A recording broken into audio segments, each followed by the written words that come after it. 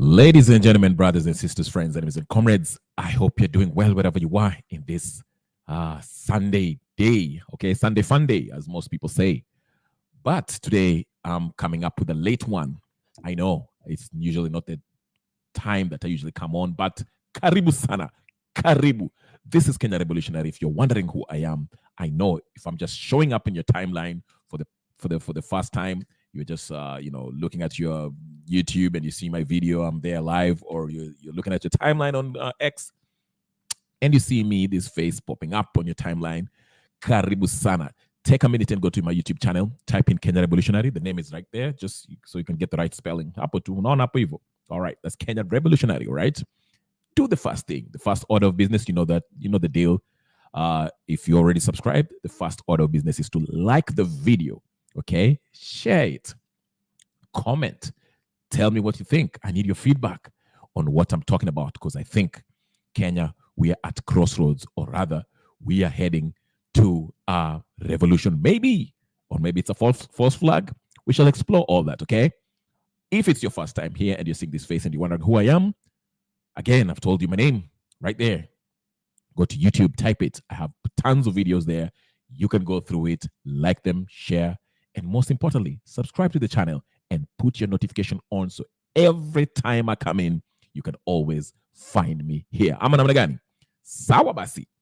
Okay, mada ya leo, how to remove Ruto from power now. Not 2027, now. Not 2027, now. As I mentioned in my previous video yesterday, that Ruto needs, I gave the reasons why, major reasons why Ruto should be impeached immediately.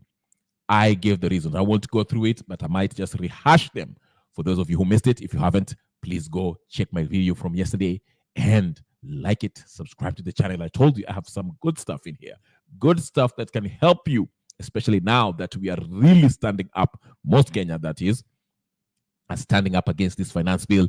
It is an opportunity for us to remove the leaders that we do not approve of, especially their actions, whether it's an MCA, senator, MP, member of parliament, or a governor, or the president himself, okay?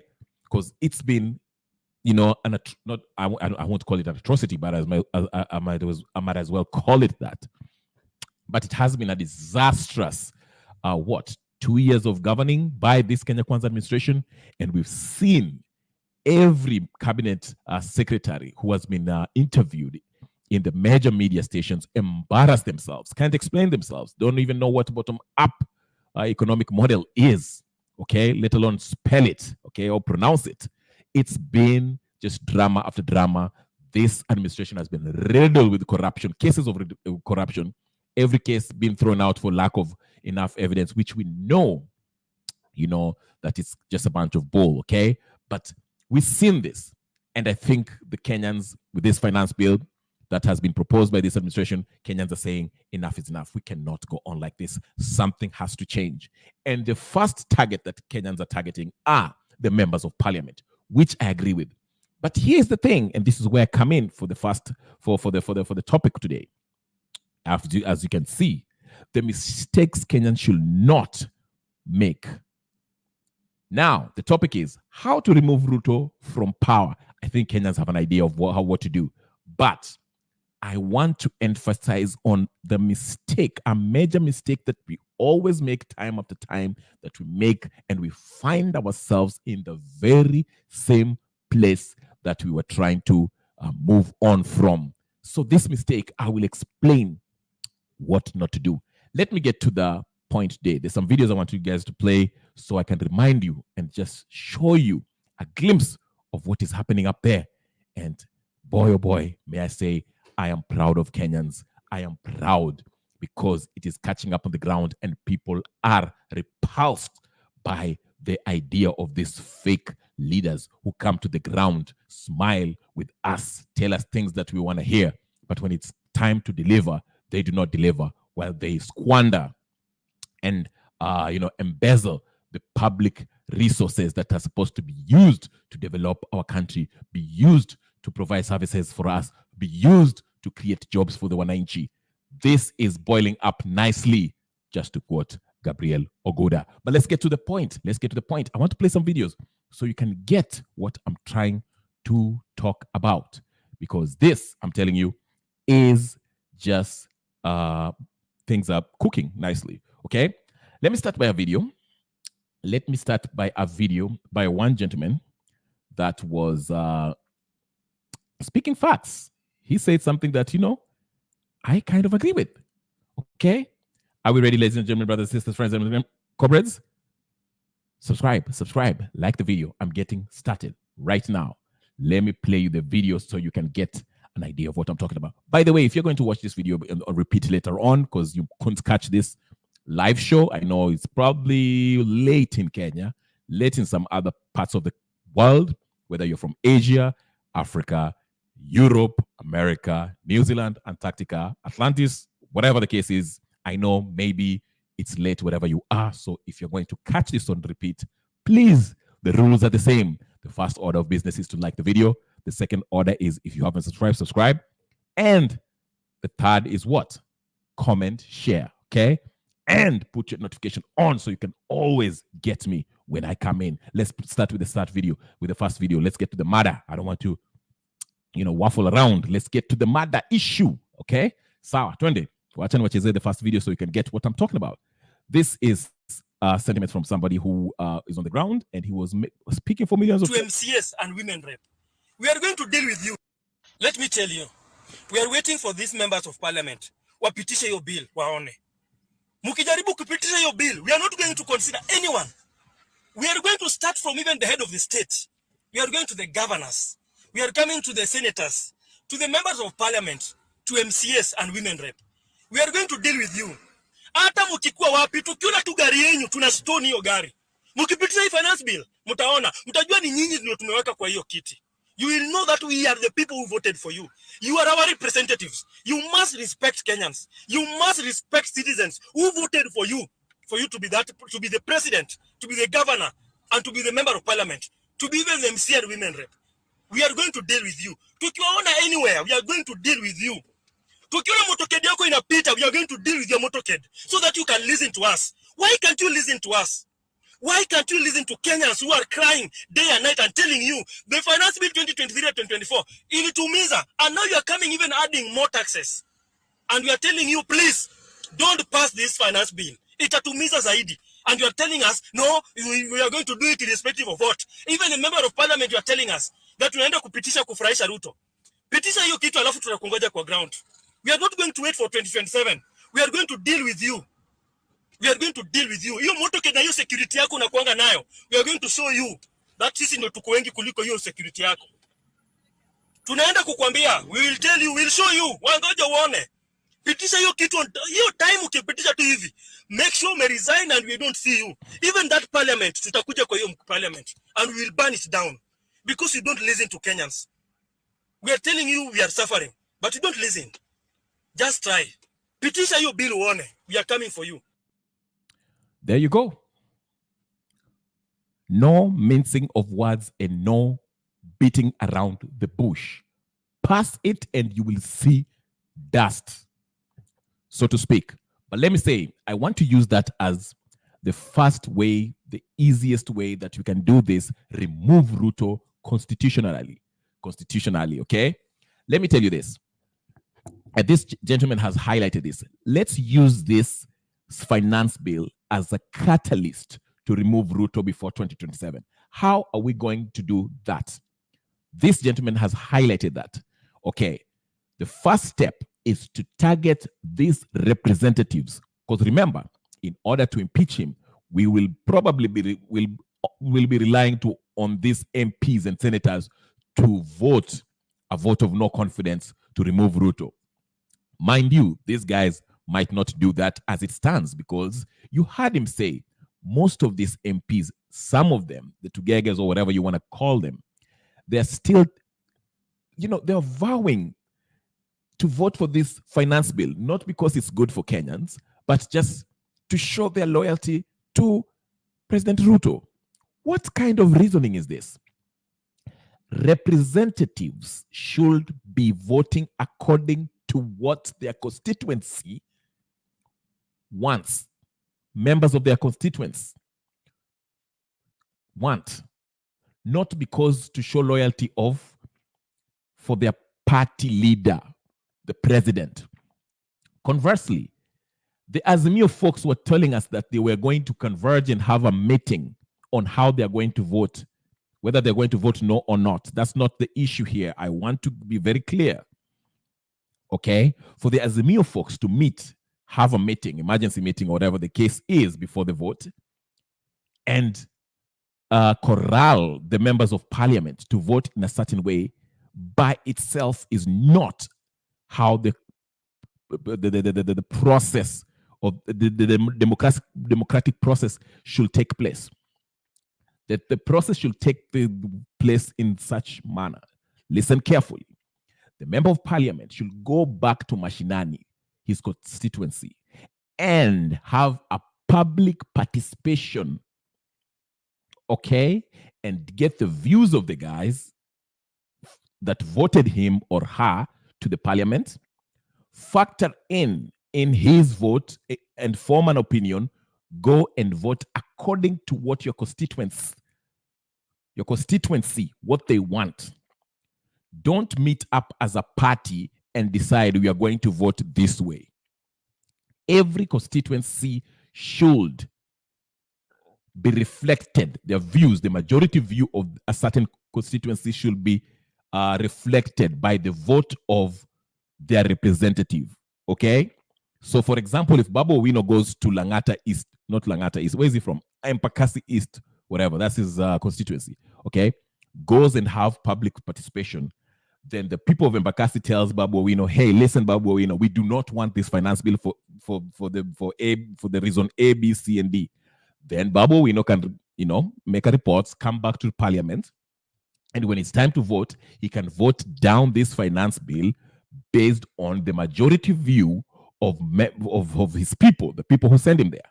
Babu Owino should not solely vote because his party leader told him to vote a certain way. He should only vote according to what people in the ground want. You understand? So it works both ways. So when these MPs, whether they say they're going to vote for this finance bill because of Ruto or because of Raila Odinga, that is something that's not how it should be working. They should vote according to what their people who voted, who took them to that parliament, who voted them to that position to represent them, want, because they work for us, not the other way around. We don't work for the political parties, okay? These people are supposed to be working for the people, not their political party and their political leader. You understand? That's number one mistake that Kenyans should not make. Number two, okay, and I'm going back to this gentleman here of these MPs, okay? Let's make sure that it is public. We know the names of who voted what, because what I can see, the mischief that might happen when it comes to this vote is this.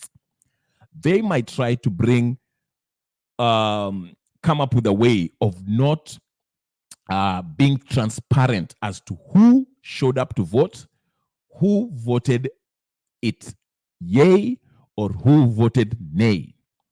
These MPs are very crafty. They know on the ground, things are not sweet. People are mad. And the people have the right to target these MPs.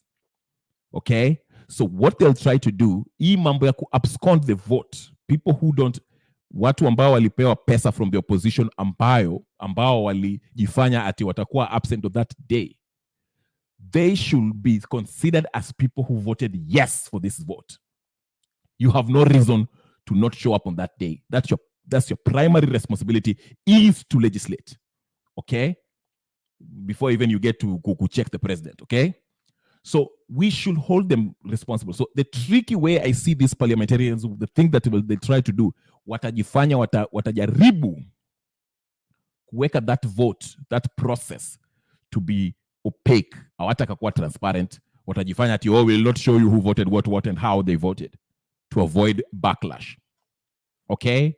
But again, the first step of removing Ruto is by putting pressure on the members of parliament in the Senate, especially the members of parliament. That's our first step. So we're in the first direction, okay? Tuweke pressure kwa hawa members of parliament. We want to know who voted what. Now, some of you might come here and tell me, hey, listen, that's a, an exercise on whatever. It's a futile exercise, okay? Exercise in futility. And I will say this, because I know the people, they'll argue this at the Kenya Kwanza, they have the majority. So if they all agree that they'll vote for president, itapitishwa. No, they will not. They don't have the majority. Let me tell you what's happening right now. Let me take a sip. Pay attention. I want you to pay attention. Hii ni siasa kali. This is real politics. Hii ni siasa 101. Wacha ile siasa ya kupiga makelele huku. Tuongee kwa sababu hii finance bill inakuja, and this can be a catalyst to remove Ruto sooner than before 2027. So pay careful attention. Skiza, kama unakunywa maji, chukua maji ukunywe. Kama unavuta bangi, weka bangi chini. Kama unakunywa pombe, weka pombe chini. Listen to me. I want you to be sober. This finance bill can be a catalyst to a revolution that will remove Ruto before 2027. Ask me how. I can hear you say how. Listen to me carefully. This, if you look at Central Province, that was the majority voting bloc that helped President Ruto become the president today, that voted him in.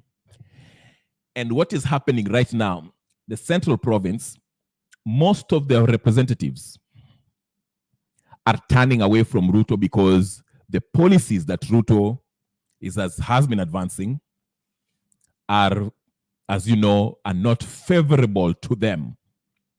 And there's this Gachagua factor that's happening. Okay? I'm coming. So the ground in Mount Kenya, the voters are not happy with President Ruto. They are not happy with who? President Ruto. So that's an advantage. If you look at that voting bloc, you saw the Limuru 3, Wakinawa Muchomba, who are UDA, who are turning their backs on the Kenya Kwanza side, Mahasla, the Biashara, on the ground in Central Province, Mount Kenya region, they are not happy with Ruto. And with the pressure that's been growing on the ground, putting pressure to vote against this finance bill will force these folks to vote against it. Now, if these MPs tukiwaambia, the way we are telling them, that we shall not stand with you if you vote for this finance bill, and not only that, if you vote for it, we are going to impeach you. Hawa majamaa, remember, wanapenda cheo na pesa. Kitu mbili, that's why they get bought. Cheo na pesa. Ruto is able to bribe them because they like money, but he can only bribe them as long as they stay in that position as MPs. Because if they are not MPs, Ruto has no use for them. Kama si members of parliament, Ruto cannot bribe them because they'll be useless to Ruto. They are only taking that bribe because as of right now, they are comfortable. They are members of parliament. And they think they cannot be removed from that chair. So if we take that power away from them by voting them out or telling them, okay, tunawaambia, we are going to give them a condition, ultimatum. The ultimatum is this: you vote for that finance bill, we are going to start a process of removing you as an MP. We are not even start the process, we are going to remove you. You do that, we remove you. And listen to me, the same can be applied if there was a motion to remove Ruto. A vote of no confidence. Like I said right now, the only members of parliament that will vote to keep Ruto in power as of today are members of parliament who are from Rift Valley. Let's be real. The only members of parliament that will keep Ruto in power, if there was a vote of no confidence on Ruto, is MPs from where? From Rift Valley. Today, given what is on the ground. Saizi wananchi wakiamka wakasema, wakaambia MPs, the MPs, whether it's the Western Province, Coast Province, Nyanza Province, and Central Province, with the advent of the nonsense that has been happening in Mount Kenya regarding Rigathi Gachagua, Limuru 3, and all that. If there was a vote of no confidence and the people put pressure on their MPs to remove him, Ruto will be removed before 2027. Let me show you another video that I want to show you and help you and see how Sakaja was treated when he went uko mashinani. Alikuwa anatembea huko Nairobi. I want to show you how they treated Sakaja. Governor Sakaja, stoned by angry Kariobangi residents. I'll show you. Miss, you enjoy. Let's see it. Walk with me. I'm going to walk with you. We have to be organized in order to remove this guy. Let's see. Wacha nionyeshe mara moja. Very quickly, this video. Are you ready? And you.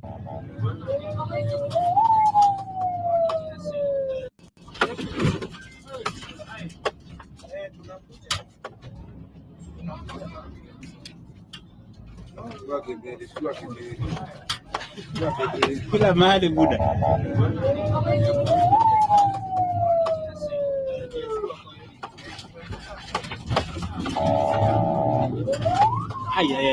Amepasua kioo. Amepasua kioo. Yote. Amepasua kioo. Kaka yangaba. Ngaba ya kushwa. Yini angalia nani sebetoi. Tuge mdomo bana. Sikia kioo. God damn it. Sasa wanafungia gari kwa nini? Ni driver ya kugia mwana.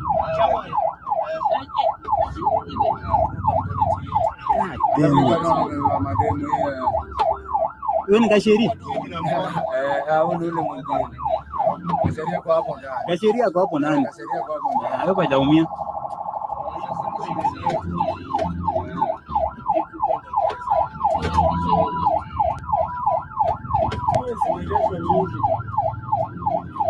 Alipata Lexus.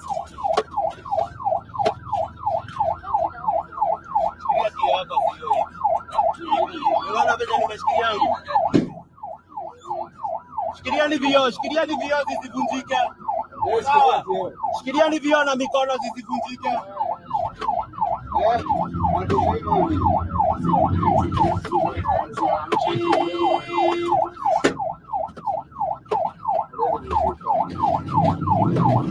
Hapo sawa gichi.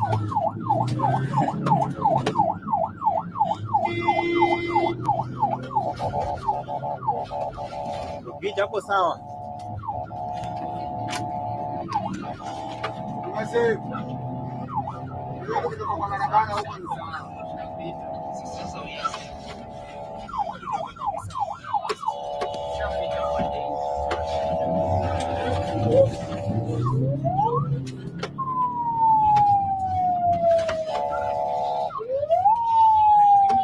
Hiyo side nimesaidia sana. Saidia na imepigwa.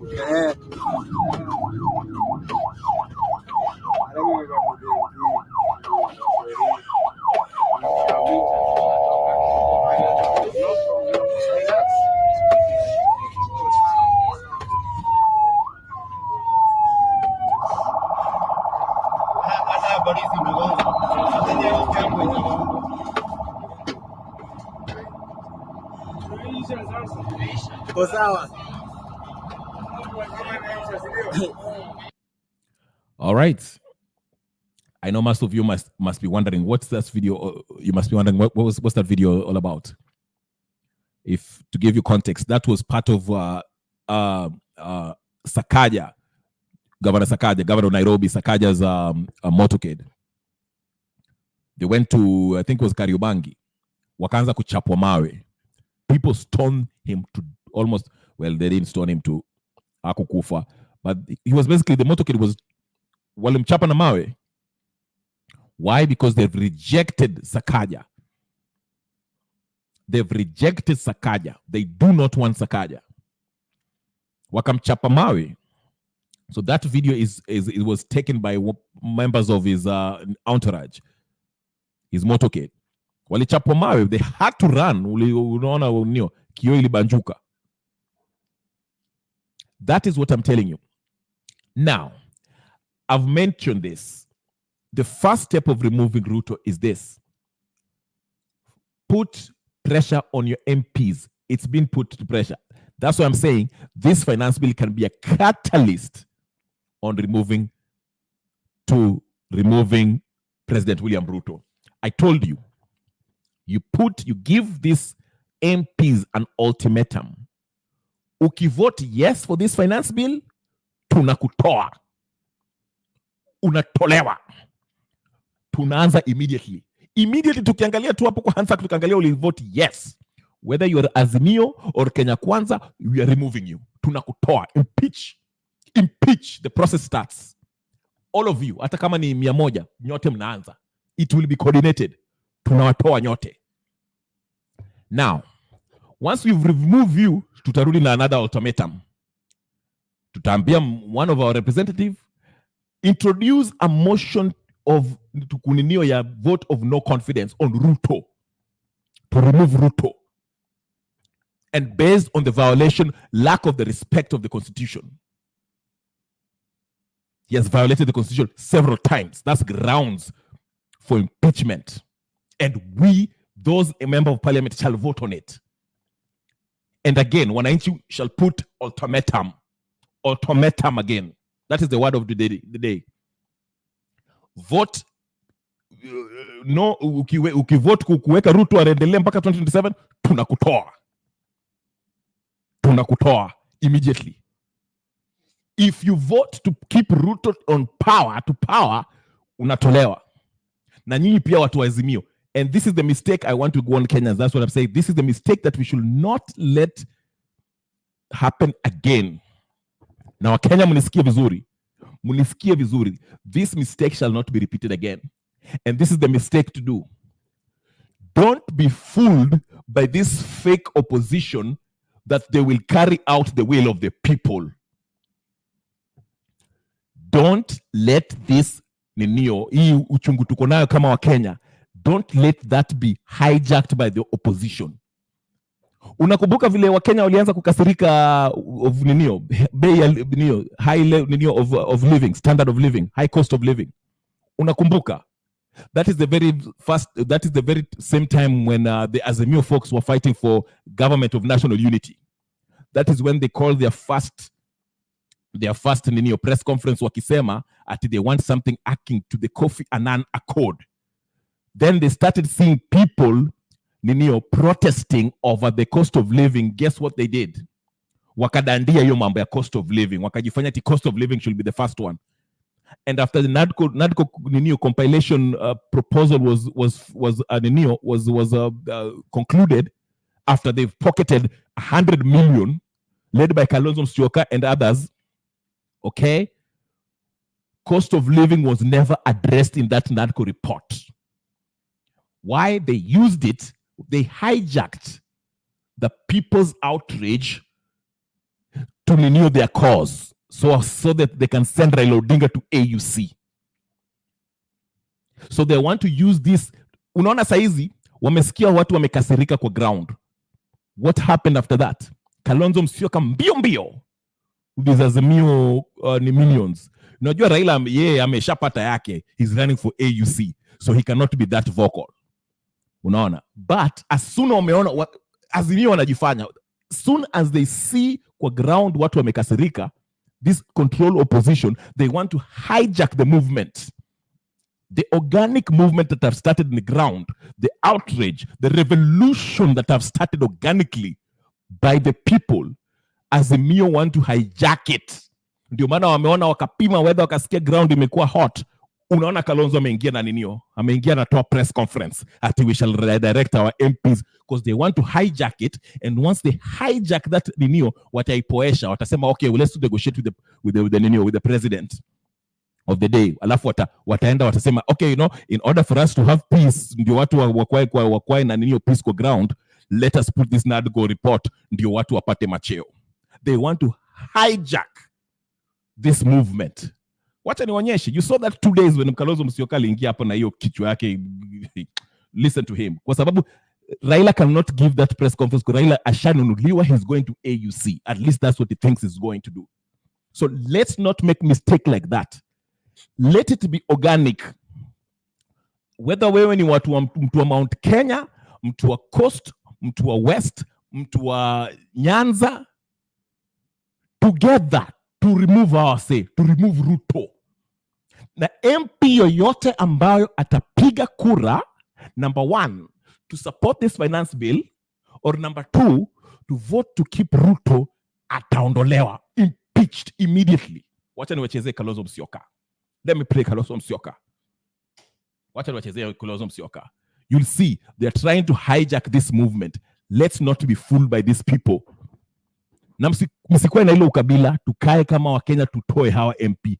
Kama MP wa Mount Kenya amevote yes, hii finance bill tumtoe. Kama MP wa Western Province amevote nyo, tumtoe. Kama ni MP wa Nyanza, hata kama ni Babu Owino amevote yes for this finance bill, tumtoe. Let me show you that video. Wao watu wa Azimio walipima kwa ground, watu wataki finance bill, wakadandia. Because they want to hijack this ground, built from the ground, this outrage, this revolutionary movement, this outrage that people have against Ruto and this Kenya Kwanza regime. They want to hijack to make it as if this is their movement as the Azimio folks, so that they can control it. Ndio watu wakikasirika waende wakanegotiate to get a position for themselves, and we should not let them have it.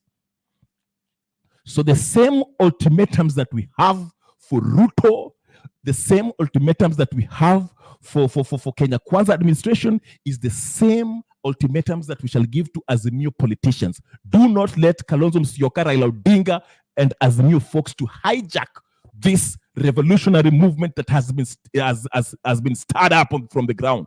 Do not let them do that again. Kwa sababu every time hao majamaa wanakuja wanachukua this movement, alafu wanajifanya ati sasa hao ndio the head of the revolutionary movement. Then they use it to go negotiate for power, for chairs. Don't let them do that this time. Kenyans, we cannot make that mistake again. Let every constituency, MP yoyote ambao ata vote for finance bill and will vote for Ruto to stay in power should be impeached, and we shall start the process immediately. Whether you're Azimio or whether you're Kenya Kwanza, it's time for people to take back their power, the constitutional power, the sovereign power that they have. Usiwache wakina Kalonzo waingie kwa hii kitu. Wanataka kujiingiza kwa hii movement, ndio wajifanya ati hao ndio sawa wamesimamia ati wanataka kutoa Ruto. Usiwache wakina Sifuna waingie kwa hii kitu. Ini wananchi ndio wanaongea. We gave them a chance to represent us. We gave Raila Odinga a chance to represent us. We even made him a president. Na alituuza in 2017, 2013, 2022. Waone, look at them now. Walisikia kwa ground mambo nani Sakaja amechapwa mawe hapo. And people are targeting the MPs.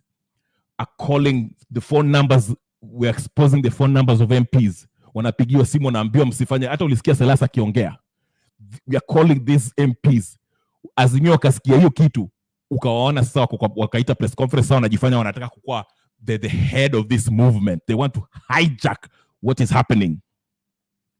Because they are the control opposition. Wanajifanya ngati sasa hao pia ndio opposition. Sasa hao pia wanataka kusimama na watu. No. when you chose and agreed on that NADCO report, that is the day that we knew that Azimio, you are useless, all of you. Martha Karua, Babu Owino, Sifuna, Raila Odinga, and the rest of you. You are part of the government. You're part of the problem in Kenya. So msikuja hapo na hiyo ujinga yenu. We are not buying it. Na hata wapi wanafaa kuchapwa mawe. The next time tukiona watu kama Babu Owino wanakuja and they absconded from voting, mawe. Mawe. Mawe. Nyote. Tuanze na Kalonzo Musyoka na Raila Odinga. Nyote. Na Ruto. Nyote. Mawe. We are going, this is the ultimatum tutawapatia. Finance bill, mkivote hiyo finance bill, I'll play that gentleman one more time. I'll play him one more time. I like his opinion. Naichezea tena. I want you to listen to him. Nyinyi mkiendelea ati mnataka kuhijack movement. Hey, look at what happened. Ngoja niwachezee ingine.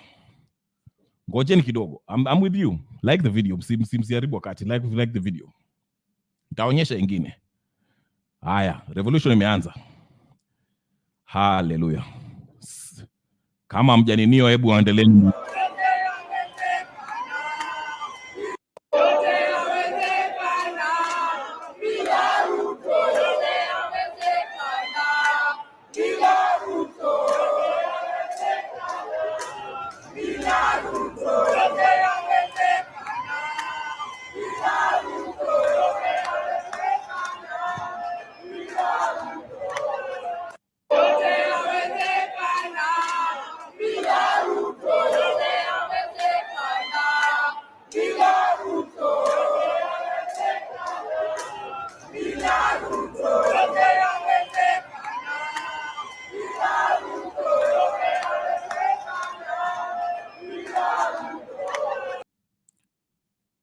So you see, the Nino, people have started rebelling against this administration, and it's organic. This is not Kenya Kwanza. This is not Azimio. Azimio have already signed an agreement with Kenya Kwanza on that NADCO nonsense, and while they pocketed 100 million that was given to them illegally. So they are pretending kudandia hii movement ambayo umeanza. That's why I'm saying, hizi manamba ambayo tunapigia watu, let it not be just only the Kenya Kwanza phone numbers, MP's phone number, after our Azimio. Na hata hawa watu wakikataa, I've said it, it is an ultimatum that is going to be given to every member of parliament of all the 47 counties and constituencies. They're not 47, they are probably more than that. But every MP will be given an ultimatum by the wananchi. Vote for hii finance bill, tunakuchapa mawe na tutakutoa. And we shall remove you from office. And not only that, we shall also give you the second ultimatum. After hii finance bill, tunaweka ultimatum ya kutoa Ruto. Ultimatum, a vote of no confidence. Na tuone nani atavote kukeep Ruto. Ukivote kukeep Ruto, tunakutoa kwa power. Tunakutoa immediately. And I know, meka ni niyo hapo ndio unaona, I told you from the last video, that's the reason why they haven't picked IEBC chairperson. The commissioners, they haven't. Because they know it's coming. Look at Kalonzo Musyoka. Musyoka kiliingia ati walisikia ninio. Azimio walisikia fununu ati kwa ground mambo mbaya. Wakaenda wakajifanya ati sasa wamesimama. Listen to them. These clowns. Paka tuwachezee kidogo hata tusikie tu wanasema nini. Listen to them. Listen to these idiots. 2025 budget estimates and finance bill 2024 are a monumental betrayal of public trust. Good afternoon. First of all, he's saying it's a monumental betrayal. Yes, it's a betrayal. It's not something that we approve. Number one, Kalonzo Musyoka. Number two, Kalonzo Musyoka. The NADCO, people who are ambao walichaguliwa, the one who are discussing that ninio, the NADCO national sijui nini, NADCO report, vile ilikuwa napewa. Kalonzo, Cheruiyot, and the rest of the idiots that were part of that ninio negotiations, walipewa 100 million, which they pocketed. And they started singing to us that they are going to negotiate for the cost of living, and the cost of living is the number one agenda. In the final report, the cost of living is not on the agenda. They did not agree upon it, but they agreed upon everything else, including giving position for themselves. So wameona kwa ground mambo imekuwa kali. People are standing up against the MPs. Unaona hiyo Kalonzo na hiyo kichwa yake ya watermelon. They are pretending they're holding a press conference. Hey, sijui this is sijui nini punitive, sijui punitive madao. Let's listen to him. Listen to these idiots. Anyway, let's listen to them.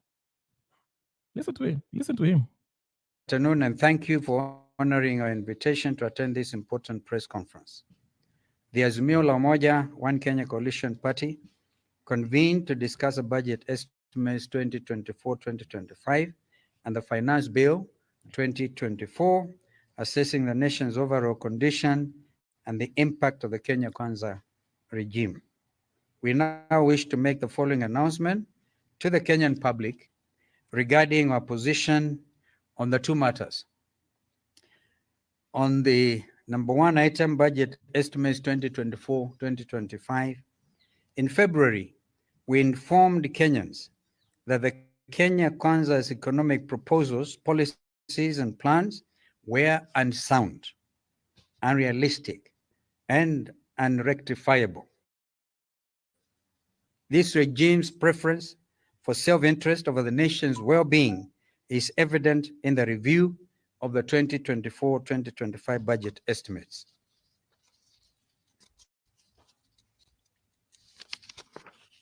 Indeed, the regime with the contemptuous... Anyway, I will not bore you with the whole nonsense. You know, it's nonsense, and it's going to be nonsense, and you know, there's nothing to expect from Kalonzo and all these idiots that are there. Like I say, how to remove Ruto from power now? I've said it, and I agreed upon with the first gentleman that I play his video. The first way is to give these MPs an ultimatum, because they are the guys who are going to vote yay or nay on a vote of no confidence on Ruto. As I've told you, as it stands right now on the ground, Ruto has already lost Mount Kenya. Ruto cannot win in Nyanza. Ruto cannot win in Coast. Ruto cannot win in the Western region, province. The only place Ruto can win is Rift Valley. So based on that, if all these parts of the country, their representatives are given ultimatum, a vote of no confidence, a motion is brought in to impeach the president based on his unconstitutional policies. I expect, or rather the Kenyan people expect him to be voted out of office, impeached. And the same can be done with the Gachagua. Together, those two, together, waende. Together. Tugul, as the Kalenjins will tell us. Tugul, yote. All of them. Hii pressure ya kuwekea hawa ma MP, calling them on their WhatsApp numbers and whatever the case is, isiishie hapo. Finance bill wakiipitisha, regardless ya kutusikia, tuwatoe, tuwa-impeach. They're impeachable. 24 months ya ninyo ishapita. We are in that window where we can remove them, impeach them. All those MPs that are going to vote yes for finance bill. Na tukishawatoa, we shall come back with another ultimatum. But we should be cognizant of the fact that we don't have IEBC. So, when we are going to vote for this thing is going to be voted on. We want to see who votes yes for this finance bill. So, two things that should be happening, pressure on two things. Number one, if finance bill tunataka kuona nani anapiga yes on a finance bill. Number two, actually number two, wale watu wote wamevote yes. Wachana na watu wa Rift Valley. If they want to keep their MPs ambao wamevote yes, watu wajitegemee. And I'm not isolating them. But I don't expect the majority of them to vote against this bill. That's just how politics goes. But like I say, number one, we want to see who votes yes for this bill. And whoever votes yes for this bill, we shall impeach. Number two, we shall also have another ultimatum. Impeach Ruto and Gachagua. Impeach Ruto and Gachagua. And whoever votes against that impeachment motion, anatolewa kwa kiti. Anatolewa kwa kiti. Na akianza kuongea kwa funeral, mawe. The way Sakaja was treated, the Sakaja treatment. That's how to do it. But the mistake we should not make is to rally around the fake opposition. The Kalonzo Musyoka, the Raila Odinga, the Martha Karua. These are fakers, part of Kenya's problem. Let's not make that mistake again. Don't rally around these people. Let this organic movement, rebellion, rear its head and take its own organic course to remove this president. Because he has chosen not to respect the Kenyan people and the constitution, so we'll choose to remove him constitutionally. And anybody who votes to keep him or votes to advance his policies, we shall also remove democratically and as per the 2010 Kenyan Constitution. Ladies and gentlemen, brothers and sisters, friends, enemies and comrades, I'll play this video one last time before I let you go, because I think what this man says is what I've been advocating for a long time, and it's powerful, because that's what needs to be done. Wakati wa kuongea umepita. It's time for action. Ukiwacha hawa Azimio waingilie wa hijacking movement tena, tutajipata hapa 2027 na tutashindwa tena, mtashindwa na tutajipata tena hivyo 2032. Msiwache hawa Azimio. These are the same people. Hawa watu kula pamoja. Uliona Babu Owino anandindi Nyoro kwa helikopta moja. Yeye na yule jamaa anaitwa nani? Yule jamaa alikuwa anapigana na Simbarati. What's his name? That young Mkisi guy. Osoro, Ndindi Nyoro na Babu Owino. They were sitting in one helicopter. Lakini utaona wanajifanya ati they are any political difference. Do not buy into these people. These people are the same. So we shall give them ultimatum so we can see where they stand. Vote yes for finance bill, tunakutoa. Vote yes to keep Ruto as president, tunakutoa. Then let's see how he shall bribe you, because both of you shall be removed from power. Wacha nicheze hiyo video tena ndio msikie the real how it should be done. This is how it should be done. Mawe, hakuna kupatia watu nafasi. We are not going to play with them anymore. No. Hizo zimepita. Hizo siku zimepita. We are going to deal with you. Yeah. Let me tell you. We are waiting for these members of parliament. Wapitishe your bill, waone. Mukijaribu kupitisha your bill, we are not going to consider anyone. We are going to start from even the head of the state. We are going to the governors. We are coming to the senators, to the members of parliament, to MCS and women rep. We are going to deal with you. Hata mukikuwa wapi, tukiona tu gari yenyu, tuna stone hiyo gari. Mukipitisha hii finance bill, mtajua ni nyinyi ndio tumeweka kwa hiyo kiti. You will know that we are the people who voted for you. You are our representatives. You must respect Kenyans. You must respect citizens who voted for you to be the president, to be the governor, and to be the member of parliament, to be even the MC and women rep. We are going to deal with you. Tukiwaona anywhere, we are going to deal with you. Tukiona motoked yako inapita, we are going to deal with your motoked so that you can listen to us. Why can't you listen to us? Why can't you listen to Kenyans who are crying day and night and telling you the finance bill 2023-2024 ilitumiza, and now you are coming even adding more taxes, and we are telling you, please don't pass this finance bill, itatumiza zaidi. And you are telling us, no, we are going to do it irrespective of what. Even a member of parliament, you are telling us that tunaenda kupitisha kufurahisha Ruto. Pitisha hiyo kitu alafu tunakungoja kwa ground.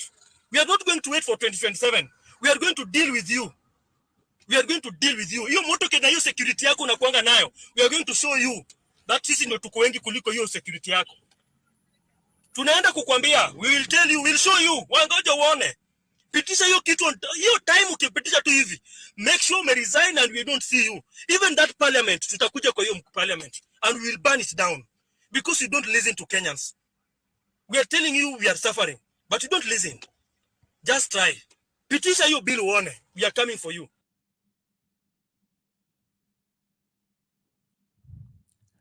Another point that I want to make is the division among the Azimio folks. And I want to finish with this. Hii mambo ya kusema, and I've said it in my other video. If you really want to remove Ruto, wacheni mambo ya kusema sijui wale watu ni tugege, ati sijui hawa ndio walifanya Ruto kwa power, ati sijui hawa ndio wanafanya.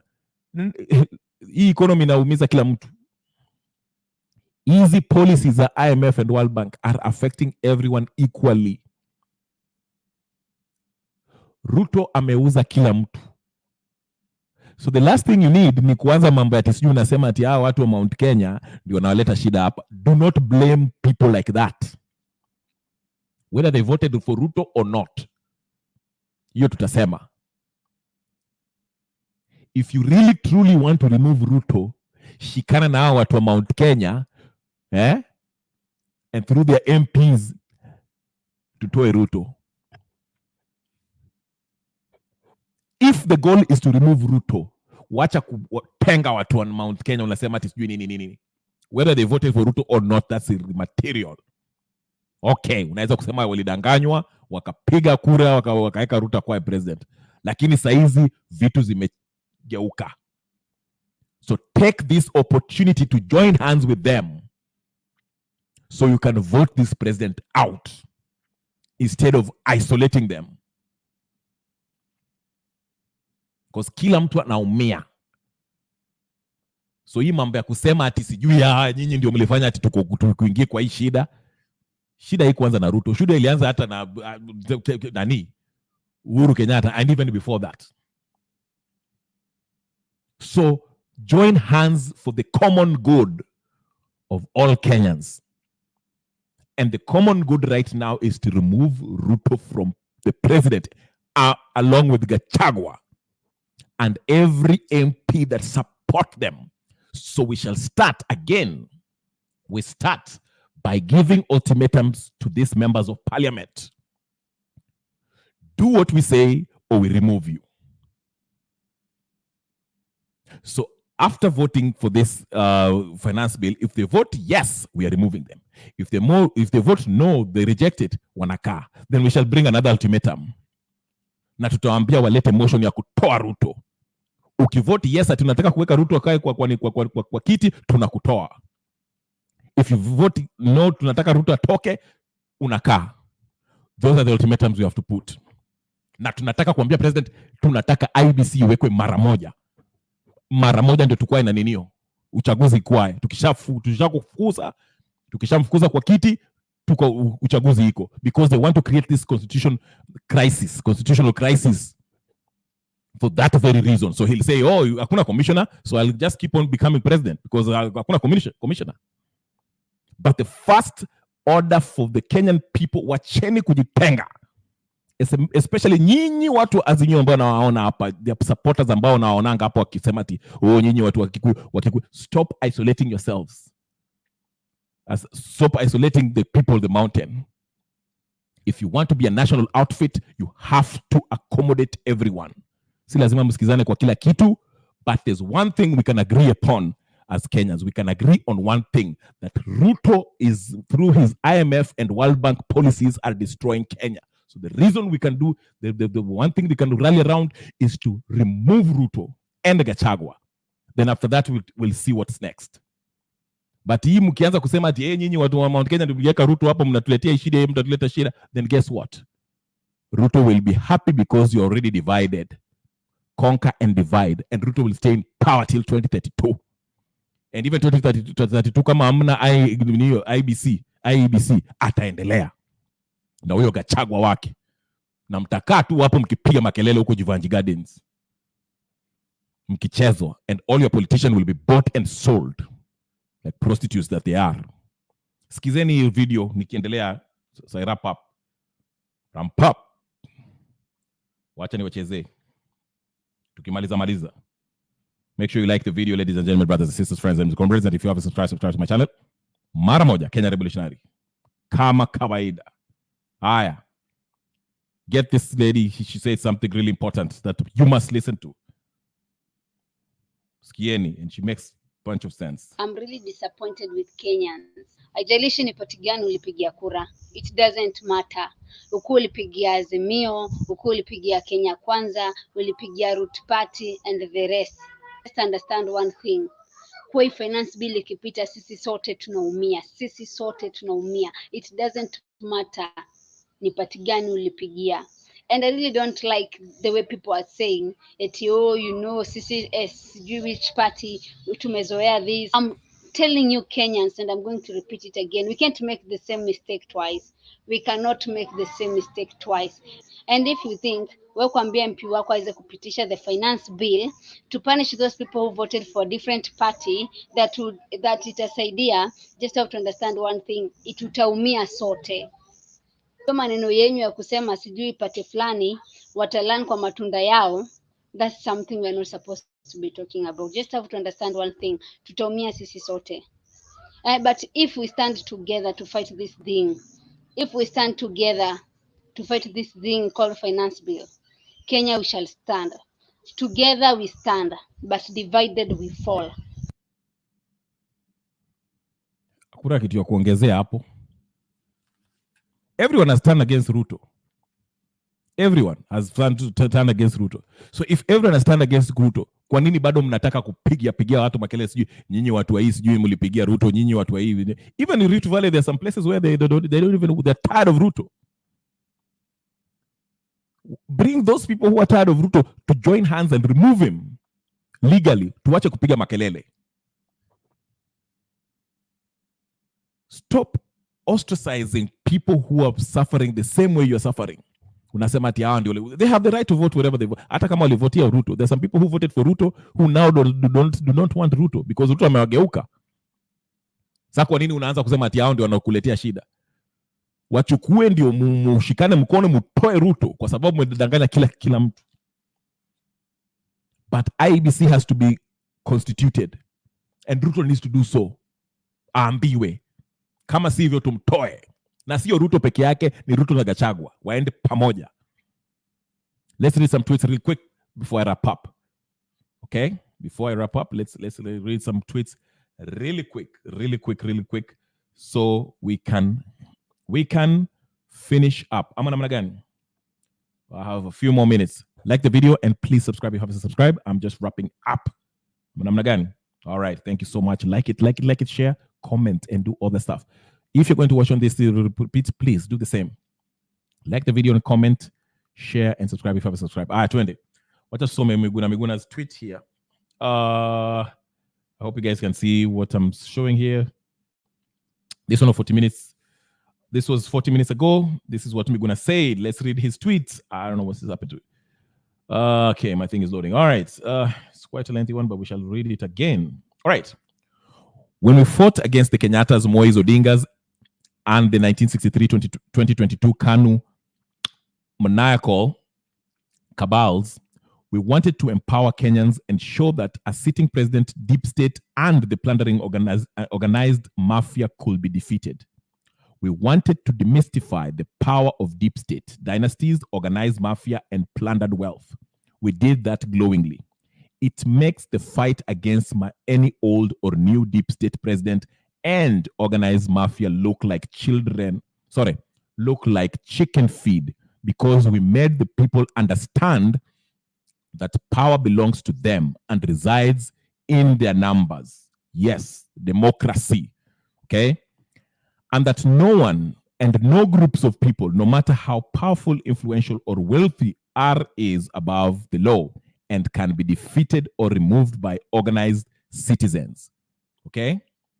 That's why I don't regret campaigning for William Ruto and defeating the organized mafia in 2022, because we can and will do it again whenever we, the people, are betrayed and taken for granted. Basically, Viva, that's what he said. Basically, what he's saying that, again, they organized Wakashikana and removed the Moise Odingas and the deep state in 2022. Okay? And you can remember how powerful Kenyatta thought he was, and Moise and all this. They were removed. So he does not regret voting for William Ruto, because at the time, the goal was to remove the Kenyatta and every minion that was behind it. And so he's saying that if Ruto was to betray the people, which for me personally, I think he has reached a point of return, it's time for him to be removed. Miguna is saying he'll be happy to do so. The people will be organized again and remove him. And I think the time has come to remove Ruto. Okay? Now you can disagree with me or not. Some people feel maybe we should give him time. No. Inje, kabisa. Inje. When I heard him, he wants to dunga mashindano au mangombe, like the Bill Gates is telling us, atolewe kamili, haraka sana, asiharibu wakati, asiribia kile Wakenya. Okay, another thing from I'm going to say, I've learned one thing. Anyone who has not studied, understood, and is not committed to radical political and economic ideology, philosophy cannot liberate Africa politically, economically, socially, and culturally. Anyone who has ever digested and is not committed to Karl Marx, Friedrich Engels, Vladimir Lenin, Franz Fanon, Amilcar Cabral, Ernesto Che Guevara, Friedrich Hegel, and Walter Rodney on liberation will always be an imperialist puppet. No wonder they refer to the humanities and social sciences as useless. Okay? All right. One other one. This is Okio Mtata's, it's a two-minute video. We can play it. Look at it. I don't see it in President William Ruto, especially now that he has surrendered his... Hold on. I'm finishing up right. Of those commodities, or the effects of those commodities on their lives. But when I look at it, I don't see it in President William Ruto, especially now that he has surrendered his mind to the mind of the IMF and the World Bank. IMF and the World Bank have just one purpose, to create client states.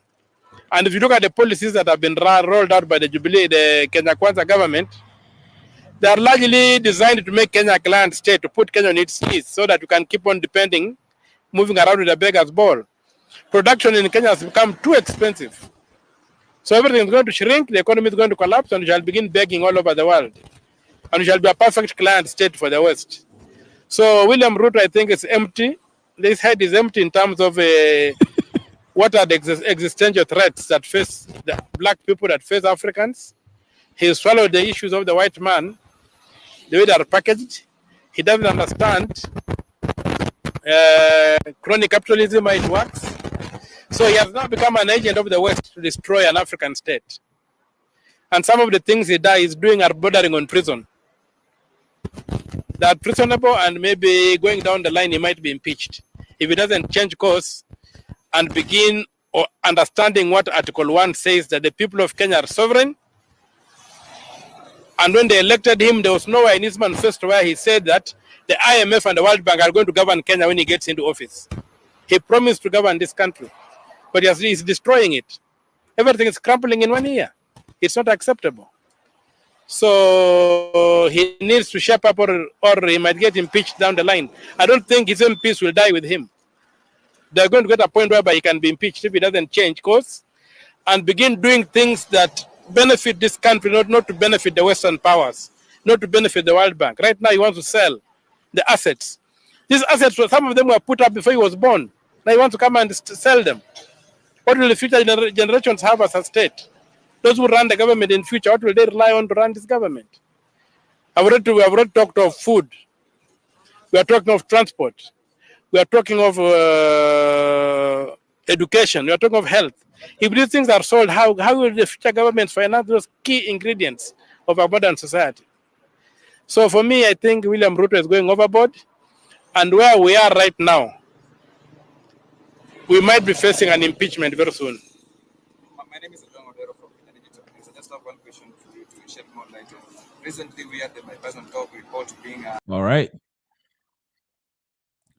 So as you see, um, even what's his name, Omtata, foresaw this. William Ruto can face impeachment, and I am for it. It's time for it. It's time for it. It's overdue.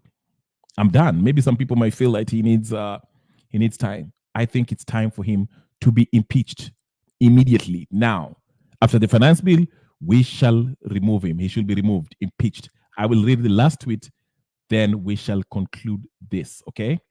Last tweet, alafu tunamaliza for the day. I will read the last tweet. Okay?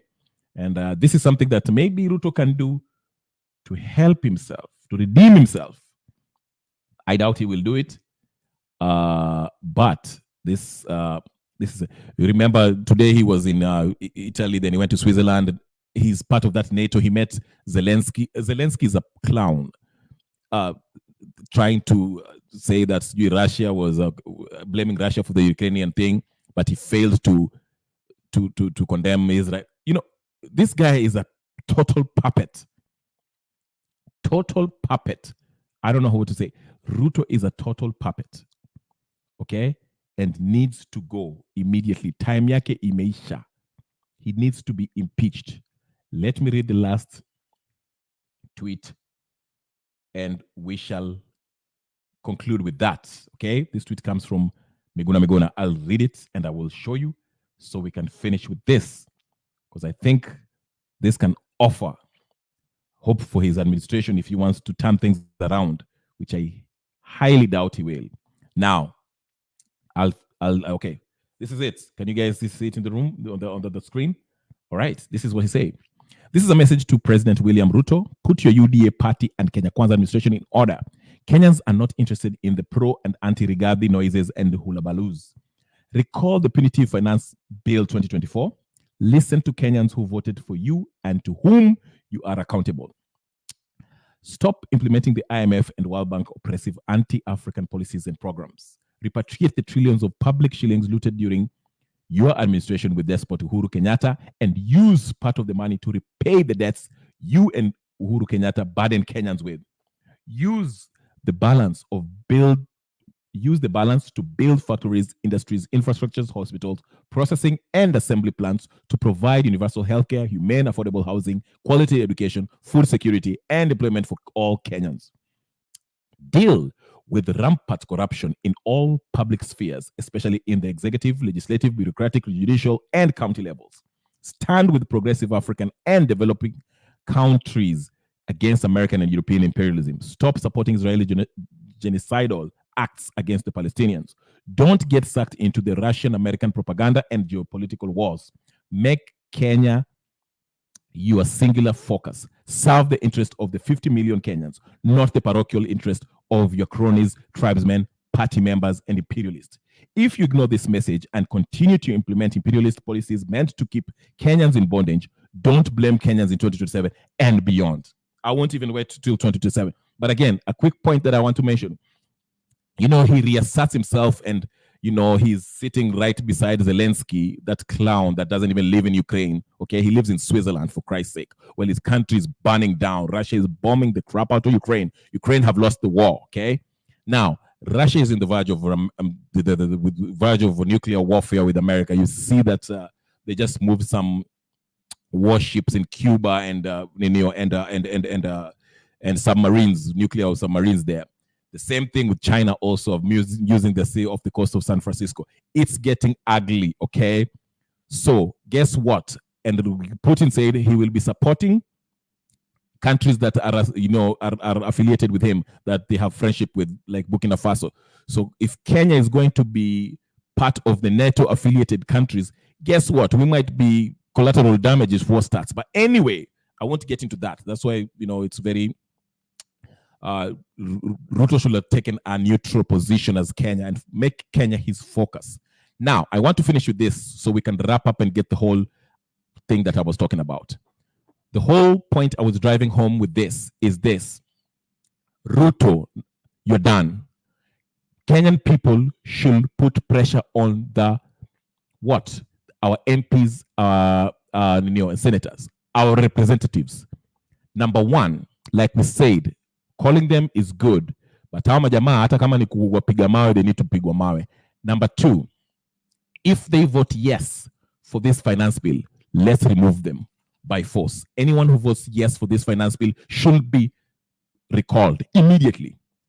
And the second ultimatum is this: an impeachment motion should be introduced in Parliament, and MPs should vote to remove him. I told you guys, in the ground, the only MPs that will vote yes to keep Ruto are MPs from Rift Valley, and not all of them. Majority of the country, if everyone in each constituency put pressure on their members of parliament to vote Ruto out, Ruto and Gachagua, we can remove him before 27. If it's up to me, he should be removed yesterday. Ladies and gentlemen, brothers and sisters, friends, and comrades, this is Kenya Revolution. If you haven't subscribed to my channel, go to YouTube, type this name right here, Kenya Revolutionary, on YouTube.